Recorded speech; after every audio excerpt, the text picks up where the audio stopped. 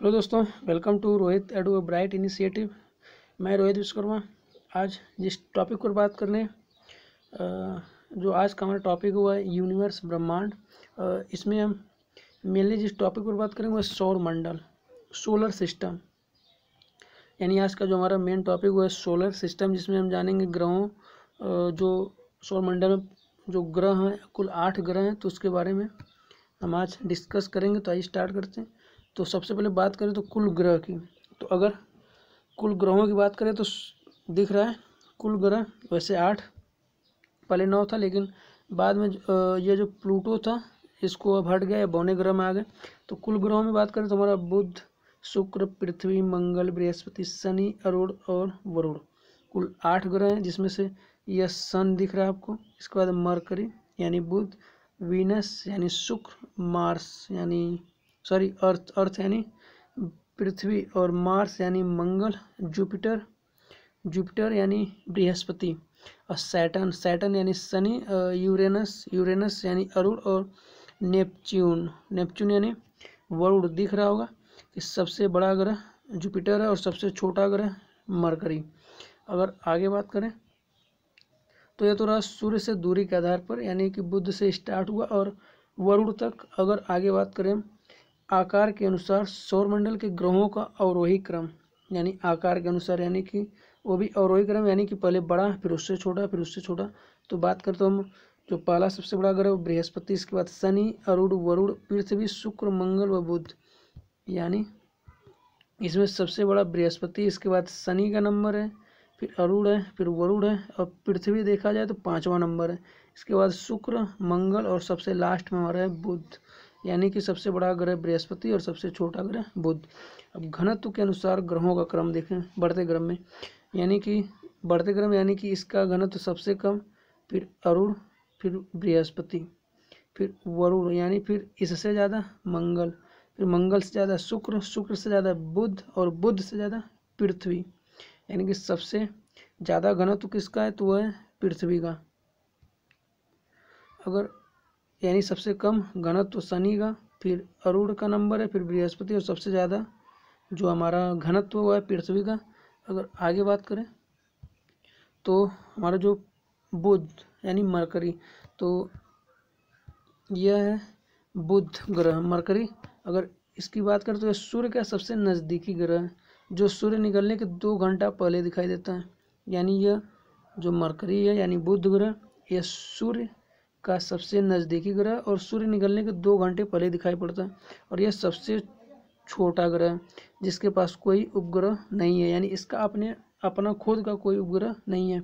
इसका सबसे विशिष्ट गुण है कि इसमें चुंबकीय क्षेत्र का होना, यानी इसमें चुंबकीय क्षेत्र पाया जाता है, और यह सूर्य की परिक्रमा सबसे कम समय में पूरा करता है। देखिए, यह सूर्य के सबसे नज़दीक है, इसलिए सूर्य की परिक्रमा सबसे कम समय में पूरा करता है। अर्थात यह सौरमंडल का सर्वाधिक कक्षीय गति वाला ग्रह, यानी कि इसकी जो कक्षीय गति है वह सबसे ज़्यादा है। अगर इसका तापमान देखें तो लगभग -180 डिग्री सेल्सियस, -180 डिग्री सेल्सियस, और इसका घनत्व सभी ग्रहों एवं जल से भी कम है। यानी इसका घनत्व इतना कम है कि अगर इसको हम जल में रखें तो जल में तैरने लगेगा।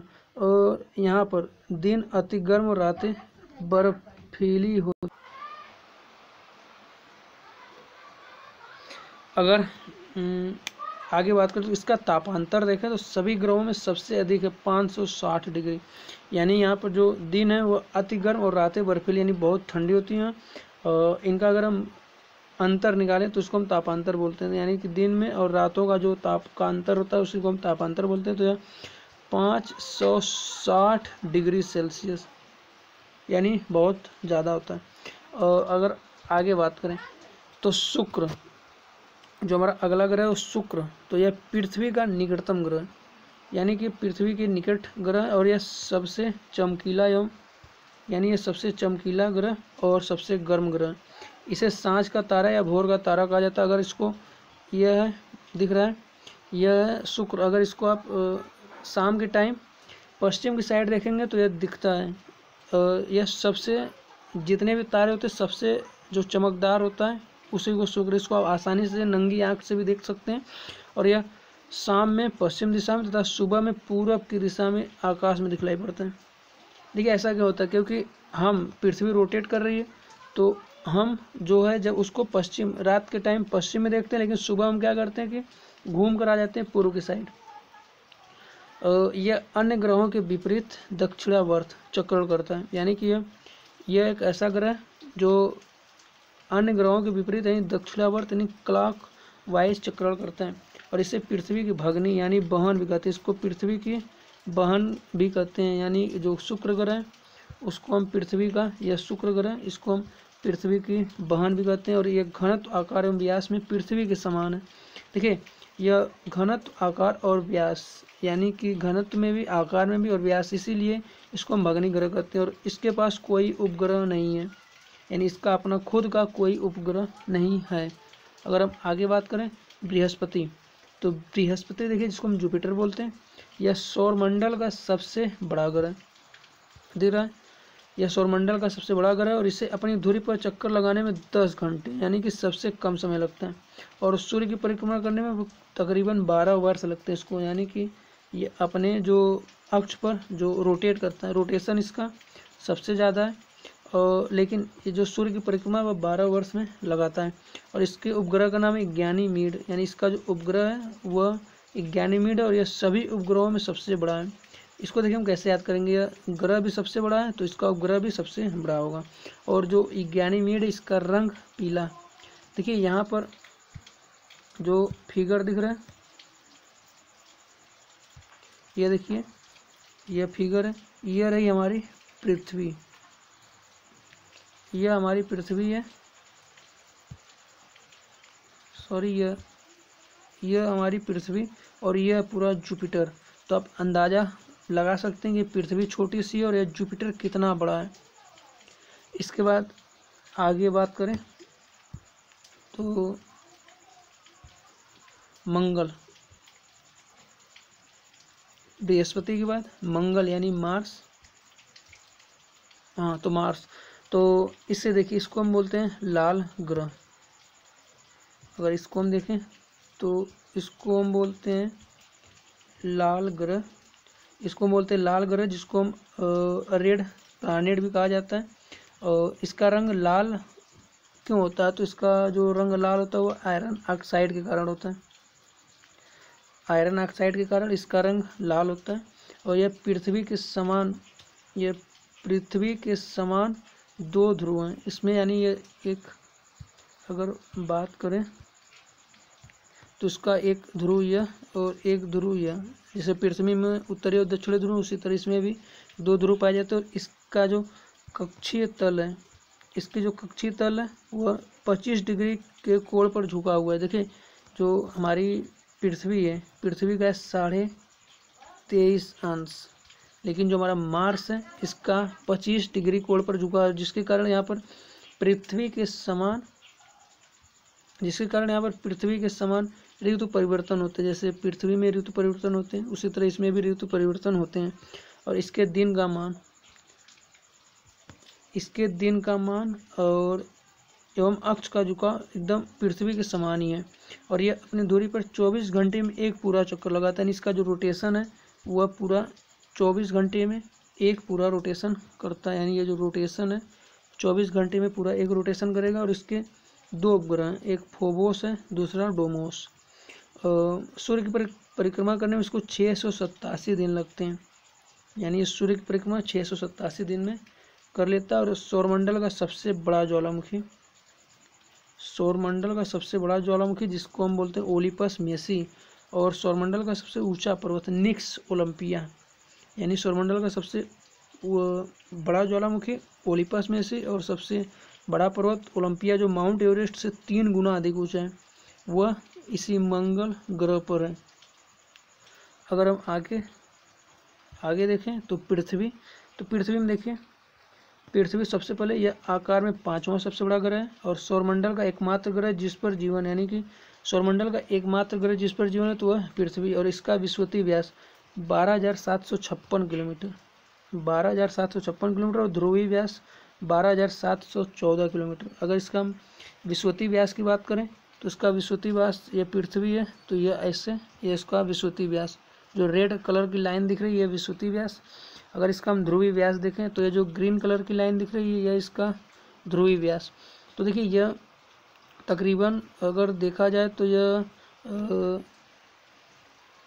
42 किलोमीटर जो ध्रुवीय व्यास है वो कम है विषुवतीय व्यास से, यानी कि 42 किलोमीटर कम है विषुवतीय व्यास से ध्रुवीय व्यास। ये क्यों होता है? क्योंकि देखिए जब पृथ्वी है ये रोटेशन जब करती है तो इसकी जो स्पीड देखिए 1610 किलोमीटर प्रति घंटे की चाल से चल रही है। तो जब चलेगी तो यहाँ पर जो इसके यहाँ पर ये जो एरिया है जब तेजी के साथ रोटेट करेगी तो यह बाहर की तरफ निकलने की कोशिश करता है, जिसको हम बोलते हैं अपकेंद्री बल पढ़े होंगे साइंस में। तो जिसके कारण यह थोड़ा सा बढ़ जाता है रोटेशन के कारण। तो ये जो बढ़ा हुआ भाग दिख रहा है 12,700 यानी 42 किलोमीटर जो बढ़ा हुआ दिख रहा है यह रोटेशन के कारण ही होता है, क्योंकि इसकी स्पीड इतनी ज़्यादा 1610 किलोमीटर। और अगर आगे बात करें तो यह 23 घंटे 56 मिनट और 4 सेकंड में एक पूरा चक्कर लगाते हैं, यानी इसका जो रोटेशन है वह 23 घंटे 56 मिनट और 4 सेकंड में एक पूरा चक्कर लगाती है। और पृथ्वी की इस गति को हम घूर्णन गति या दैनिक गति बोलते हैं। और इस गति से दिन और रात होता है, यानी घूर्णन गति से क्या होता है, दैनिक गति से तो दिन और रात होता है। अब पृथ्वी को सूर्य की एक परिक्रमा पूरी करने में 365 दिन 5 घंटे 48 मिनट 46 सेकेंड। अगर इसको हम ओवरऑल देखें नियर अबाउट लगभग 365 दिन 6 घंटे का समय लगता है, जिसे सूर्य के चतुर्दिक पृथ्वी के इस परिक्रमण को हम क्या कहते हैं, तो इसको हम बोलते हैं वार्षिक गति या परिक्रमण गति। देखिए ये जो घूर्णन गति करता है रोटेशन करता है उसको बोलते हैं परिभ्रमण गति। और जो 365 और 6 घंटे में करता है उसको बोलते हैं परिक्रमण गति। अगर यहाँ पर आगे बात करें तो पृथ्वी को सूर्य की एक परिक्रमा करने में लगे समय को हम सौर वर्ष बोलते हैं, यानी कि अगर यह सूर्य की एक परिक्रमा कर लेता है तो उसको बोलते हैं सौर वर्ष। अब प्रत्येक सौर वर्ष कैलेंडर वर्ष से लगभग 6 घंटा बढ़ जाता है, यानी कि ये जो 6 घंटा एक्स्ट्रा आ रहा है तो यह प्रत्येक वर्ष बढ़ते बढ़ते 4 साल में अगर देखा जाए तो 4 छक 24 घंटे हो जाएगा, यानी 24 घंटे यानी एक दिन। तो यह एक दिन फरवरी में जाकर जुड़ जाता है जिसको हम लीप ईयर बोलते हैं, और फरवरी उस दिन 29 दिन की हो जाती है, यानी 366 दिन का होता है लीप ईयर। तो यह हर चौथे वर्ष में लीप ईयर समायोजित होता है। अगर आगे बात करें तो आकार और बनावट के आधार पर पृथ्वी जो शुक्र के समान है, यानी इसका जो शेप है और आकार और बनावट के आधार पर शुक्र के समान है, इसलिए इसको हम शुक्र की बहन या भगनी बोलते हैं। जल की उपस्थिति के कारण इसे नीला ग्रह कहते हैं। देखिए दिख रहा है यह पृथ्वी अर्थ, तो यह नीला ग्रह किस लिए कहते हैं, क्योंकि इसमें जल की उपस्थिति के कारण। अगर हम इसको हम अंतरिक्ष में से देखेंगे स्पेस में से तो ये नीला दिखाई देता है। और इसका अक्ष इसकी कक्षा के सापेक्ष 66.5 डिग्री का कोण बनाती है। इसका जो अक्ष है वह कक्षा के सापेक्ष 66.5 डिग्री का कोण बनाती है। सूर्य के बाद पृथ्वी का सबसे निकट का तारा है तो उसका नाम है प्रोक्सिमा सेंचुरी, यानी सबसे निकट का तारा सूर्य के बाद है तो प्रोक्सिमा सेंचुरी। और यह पृथ्वी से लगभग 4.22 प्रकाश वर्ष दूर है। यानी जो प्रोक्सिमा सेंचुरी है यह पृथ्वी से 4.22 प्रकाश वर्ष दूर है।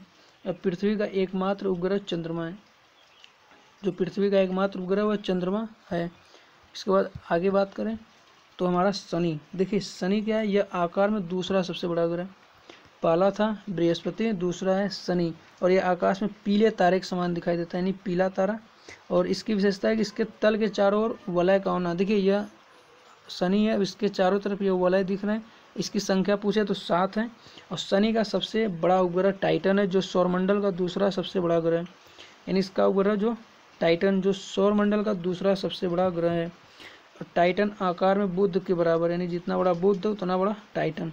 और इसकी खोज 1665 में डेनमार्क के खगोल शास्त्री क्रिश्चियन हैजोन, यानी अगर पूछे कि टाइटन की खोज किसने की थी तो 1665 में डेनमार्क के खगोल शास्त्री थे जिनका नाम था क्रिश्चियन हैजोन ने कि यह एकमात्र ऐसा उपग्रह है जिसका पृथ्वी के समान स्वयं का वायुमंडल है, यानी कि टाइटन में अपना स्वयं का वायुमंडल है।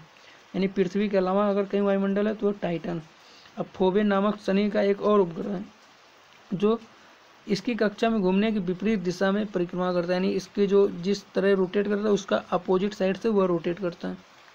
तो अगर अब आगे अगले ग्रह की बात करें प्लानेट की, तो देखिए अरुण की बात करें तो यह आकार में तीसरा सबसे बड़ा ग्रह है, यानी कि बृहस्पति के बाद शनि के बाद अरुण। यह देखिए अरुण है यूरेनस, यह आकार में तीसरा। इसकी खोज 1781 में विलियम हार्सेल द्वारा की गई थी, यानी 1781 में विलियम हार्सेल ने इसकी खोज की। और यह अपने अक्ष पर पूर्व से पश्चिम की ओर दक्षिणावर्त घूमता है, यानी यह पूर्व से पश्चिम की ओर दक्षिणावर्त घूमता है, जबकि अन्य ग्रह पश्चिम से पूर्व की ओर घूमते हैं, यानी कि अन्य ग्रह ये ऐसे रोटेट करते हैं। लेकिन यह जो है यह इसको हम ग्रीन कलर से दिखा रहे हैं, तो यह जो पूर्व से पश्चिम यानी यह ऐसे रोटेट करता है इस साइड से। और अगर आगे बात करें तो इसके चारों ओर 9 वलय पाए जाते हैं। तो ये जो वलय दिख रहे हैं ये सब टोटल 9 है, जिसमें से 5 का नाम है। 5 को बोलते हैं अल्फा, बीटा, गामा, डेल्टा और इप्सिलॉन, यानी इसके जो 5 वलय उसको बोलते हैं अल्फा, बीटा, गामा और डेल्टा और इप्सिलॉन। यह सूर्योदय है, यहाँ जो सूर्योदय होता है पश्चिम की ओर होता है और सूर्यास्त पूर्व की ओर होता है, यानी कि पृथ्वी का उल्टा। पृथ्वी में क्या होता है सूर्योदय पूर्व की ओर, सूर्यास्त पश्चिम की ओर, लेकिन यूरेनस में सूर्योदय पश्चिम की ओर और सूर्यास्त पूर्व की ओर होता है। यह अपनी धुरी पर इतना झुका है कि इसको लेटा हुआ प्रतीत होता है। देखिए दिख रहा है लेटा हुआ, तो इसे हम लेटा हुआ ग्रह भी कहा जाता है। अगर पूछे लेटा हुआ ग्रह हम किसको कहते हैं तो वह हमारा अरुण है। अगर आगे बात करें तो इसके सभी उपग्रह भी पृथ्वी की विपरीत दिशा में परिभ्रमण करते हैं, यानी कि सभी लोग किस दिशा में परिभ्रमण करते हैं तो विपरीत दिशा में, यानी कि पूर्व से पश्चिम सभी लोग। और जो भी उपग्रह सब पश्चिम से पूर्व, लेकिन यह जो है और इसके उपग्रह यानी पूर्व से पश्चिम की ओर भ्रमण करते हैं। जिसके जो उपग्रह है उसका नाम टाइटेनिया है, इसके उपग्रह का नाम टाइटेनिया। अगर हम आगे बात करें वरुण, तो वरुण की बात करें तो इसकी खोज 1846 में जर्मन खगोलक थे जहान गाले ने किया था। देखिए नेपच्यून है, दिख भी रहा होगा हरे रंग का। यह इसमें तो क्लियर नहीं, फिर भी यह सूर्य से सबसे दूर स्थित, यानी यह सूर्य से सबसे दूर स्थित ग्रह है। यह हरे रंग का ग्रह है और इसके चारों ओर अति ठंडी मीथेन का बादल छाया रहता है, यानी यह मीथेन के कारण हरे रंग की दिखाई देती है। और इसके उपग्रह में जो उपग्रह हुआ है टिटोन मुख्य ग्रह है। तो ये रहा आज का हमारा टॉपिक। वीडियो अगर पसंद आया तो सब्सक्राइब करिए, लाइक करिए, शेयर करिए। धन्यवाद।